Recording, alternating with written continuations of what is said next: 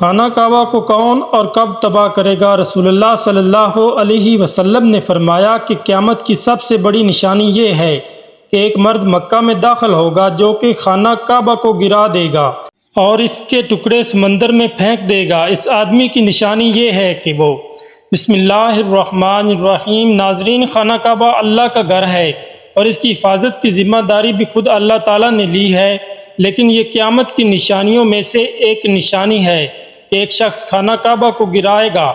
ناظرین، اس واقعے کی تفصیل سے پہلے آپ کو بتاتے چلیں کہ جب یمن کے بادشاہ ابراہہ نے خانہ کعبہ کو گرانے کی کوشش کی تھی تو اس کا کیا حشر ہوا تھا۔ حضور اکرم صلی اللہ علیہ وسلم کی پیدائش سے صرف 55 دن پہلے یمن کا بادشاہ ابراہہ ہاتھیوں کے فوج لے کر کعبہ ڈھانے کے لیے مکہ پر حملہ آور ہوا تھا۔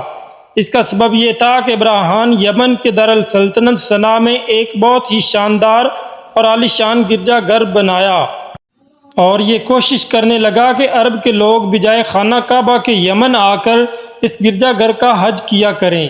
جب مکہ والوں کو یہ معلوم ہوا تو قبلہ منانا کا ایک شخص غیظ و غضب میں جل بھن کر یمن گیا اور وہاں کے گرجا گھر میں پاخانہ کر کے اس کو نجاست سے لت پت کر دیا۔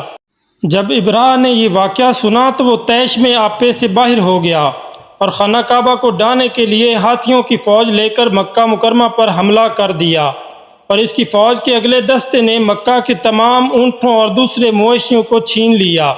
اس میں 200 یا 400 اونٹ عبد المطلب کے بھی تھے۔ حضرت عبد المطلب کو اس واقعے سے بڑا رنج پہنچا، چنانچہ آپ اس معاملے میں گفتگو کرنے کے لیے اس کے لشکر میں تشریف لے گئے۔ جب ابراہ کو معلوم ہوا کہ قریش کا سردار اس سے ملاقات کرنے کے لیے آیا ہے تو اس نے آپ کو اپنے خیمے میں بلا لیا، اور جب حضرت عبد المطلب کو دیکھا کہ ایک بلند قامت، روبدار اور نہایت ہی حسین و جمیل آدمی ہیں جن کی پیشانی پر نور نبوت کا جا و جلال چمک رہا ہے، تو صورت دیکھتے ہی ابراہ مرعوب ہو گیا اور بے اختیار تخت شاہی سے اتر کر آپ کی تعظیم و تکریم کے لیے کھڑا ہو گیا اور اپنے برابر بٹھا کر دریافت کیا کہ کہیے سردار قریش، یہاں آپ کی تشریف آوری کا کیا مقصد ہے؟ حضرت عبد المطلب نے جواب دیا کہ ہمارے اونٹ اور بکریاں وغیرہ جو آپ کے لشکر کے سپاہی ہانک لائے ہیں، آپ ان سب مویشیوں کو ہمارے سپرد کر دیجئے۔ یہ سن کر ابراہ نے کہا کہ اے سردار قریش، میں نے تو یہ سمجھا تھا کہ آپ بہت ہی حوصلہ مند اور شاندار آدمی ہیں، مگر آپ نے مجھ سے اپنے اونٹوں کا سوال کر کے میری نظروں میں اپنا وقار کم کر دیا۔ اونٹ اور بکری کی حقیقت ہی کیا ہے؟ میں تو آپ کے کعبہ کو توڑ پھوڑ کر برباد کرنے کے لیے آیا ہوں، آپ نے اس کے بارے میں کوئی گفتگو نہیں کی۔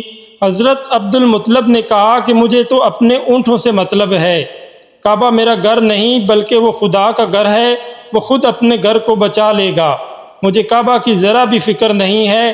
یہ سن کر ابراہ اپنے فرعونی لہجے میں کہنے لگا کہ اے سردار مکہ سن لیجئے، میں کعبہ کو جا کر اس کی اینٹ سے اینٹ بجا دوں گا اور روئے زمین سے اس کا نام و نشان مٹا دوں گا، کیونکہ مکہ والوں نے میرے گرجا گھر کی بڑی بے حرمتی کی ہے، اس لیے میں اس کا انتقام لینے کے لیے کعبہ کو مسمار کر دینا ضروری سمجھتا ہوں۔ حضرت عبد المطلب نے فرمایا کہ پھر آپ جانے اور خدا جانے میں آپ سے سفارش کرنے والا کون؟ اس گفتگو کے بعد ابراہ نے تمام جانوروں کو واپس کر دینے کا حکم دے دیا اور عبد المطلب تمام اونٹوں اور بکریوں کو ساتھ لے کر اپنے گھر چلے آئے اور مکہ والوں سے فرمایا کہ تم لوگ اپنے اپنے مال مویشیوں کو لے کر مکہ سے باہر نکل جاؤ اور پہاڑوں کی چوٹیوں پر چڑھ کر اور دروں میں چھپ کر پناہ لو۔ مکہ والوں سے یہ کہہ کر پھر خود اپنے خاندان کے چند آدمیوں کو ساتھ لے کر خانہ کعبہ میں گئے، دروازے کا حلقہ پکڑ کر انتہائی بے قراری اور گریہ وزاری کے ساتھ درباری میں اس طرح دعا مانگنے لگے کہ اے اللہ، بے شک ہر شخص اپنے اپنے گھر کی حفاظت کرتا ہے، لہٰذا تو بھی اپنے گھر کی حفاظت فرما، اور صلیب والوں اور صلیب کے پجاریوں یعنی عیسائیوں کے مقابلے میں اپنی اطاعت اشاروں کی مدد فرما۔ حضرت عبد المطلب نے یہ دعا مانگی اور اپنے خاندان والوں کو ساتھ لے کر پہاڑ کی چوٹی پر چڑھ گئے اور خدا کی قدرت کا جلوہ دیکھنے لگے۔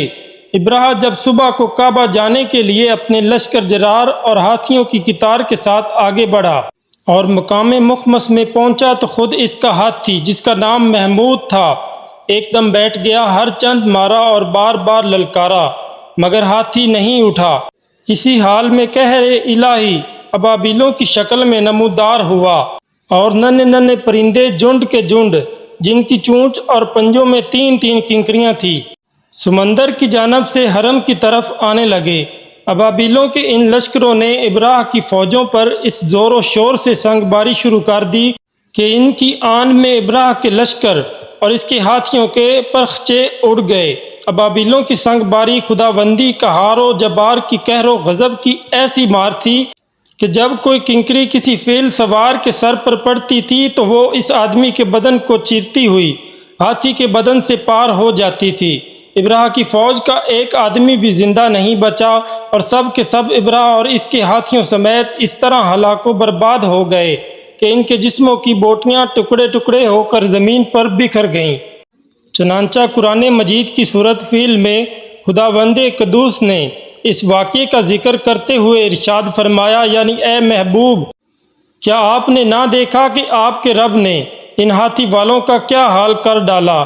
کیا ان کے داؤں کو تباہی میں نہ ڈالا اور ان پر پرندوں کی ٹکڑیاں بھیجیں تاکہ انہیں پتھروں سے ماریں تو انہیں چبائے ہوئے بھس جیسا بنا ڈالا۔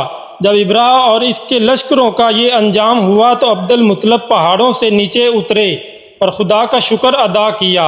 ان کی اس کرامت کا دور دور تک چرچا ہو گیا اور تمام اہل عرب ان کی ایک خدا رسید بزرگ کی حیثیت سے قابل احترام سمجھنے لگے۔ تو ناظرین، ہم آپ کو اس واقعے کے بارے میں بتاتے ہیں جو قیامت کے نزدیک پیش آئے گا اور جس کے بارے میں حضرت محمد مصطفیٰ صلی اللہ علیہ وسلم نے فرمایا تھا۔ اللہ پاک کا آپ صلی اللہ علیہ وسلم پر خاص کرم یہ ہے کہ آپ صلی اللہ علیہ وسلم کو اللہ پاک نے تمام علوم عطا فرمائے جن کا تصور ہمارا انسانی ذہن کبھی نہیں کر سکتا۔ جو بات ہمارے نبی صلی اللہ علیہ وسلم نے فرما دی وہ پوری ہو کر رہے گی۔ اللہ پاک ارشاد فرماتے ہیں، اور وہ کوئی بات اپنی خواہش سے نہیں کرتے، وہ تو نہیں مگر وہی جو انہیں کی جاتی ہے۔ اللہ کے علم کے سمندر کے مقابلے میں نبی اکرم کا علم ایک قطرہ ہے، مگر آپ صلی اللہ علیہ وسلم کا یہ قطرہ تمام مخلوق کے لیے ایک سمندر کے برابر ہے۔ یہ بات سچ ہے کہ آپ صلی اللہ علیہ وسلم کے علم کے بارے میں اندازہ نہیں لگا سکتے۔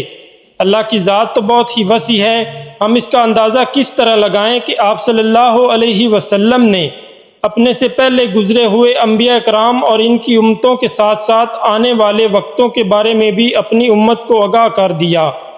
محدثین اور مفسرین کا کہنا ہے کہ جب قیامت قریب آنے والی ہوگی تو خانہ کعبہ کو گرائے جانے کا واقعہ پیش آئے گا۔ جن لوگوں کو اس کے بارے میں علم ہے ان کو اس بارے میں حدیث مبارک کی روشنی میں بتاتے ہیں۔ خانہ کعبہ اللہ پاک کی نشانیوں میں سے ایک عظیم الشان نشانی ہے۔ جب تک کعبہ قائم ہے اس وقت تک دنیا بھی قائم و دائم رہے گی۔ جب خانہ کعبہ کو گرا دیا جائے گا تب قیامت رونما ہوگی۔ جب قیامت قریب آئے گی ایک بدبخت حبشی خانہ کعبہ کو گرا دے گا، پھر قیامت آئے گی۔ اس کمینے حبشی کے بارے میں آپ صلی اللہ علیہ وسلم نے ارشاد فرمایا، اس حبشی کی شکل و صورت ایسی ہوگی کہ وہ چھوٹی پنڈلیوں والا حبشی خانہ کعبہ کو گرائے گا۔ جبکہ بخاری شریف میں لکھا ہے کہ رسول اللہ صلی اللہ علیہ وسلم نے فرمایا، گویا میں اس حبشی کو دیکھ رہا ہوں، وہ کالا اور چوڑی ٹانگوں والا ہے، کعبہ کے پتھر اور اینٹوں کو اکھاڑ اکھاڑ کر پھینک رہا ہے۔ بخاری شریف میں ہے کہ قریب قیامت کے وقت حضرت عیسیٰ علیہ السلام کے پردہ کرنے کے بعد جب لوگوں کے سینوں سے قرآن پاک اٹھا لے گا تو اس کے بعد وہ بدبخت حبشی خانہ کعبہ کو گرائے گا۔ اس حدیث میں افج لفظ کا استعمال ہوا ہے۔ افج وہ ہے جو اکڑتا ہوا چلے یا چلنے میں اس کے دونوں پنجے نزدیک رہیں اور دونوں ایڑیوں میں فاصلہ رہے۔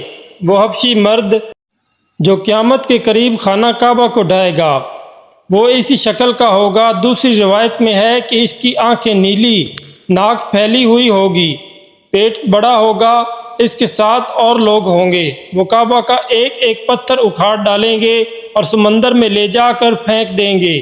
یہ قیامت کے بالکل نزدیک ہوگا۔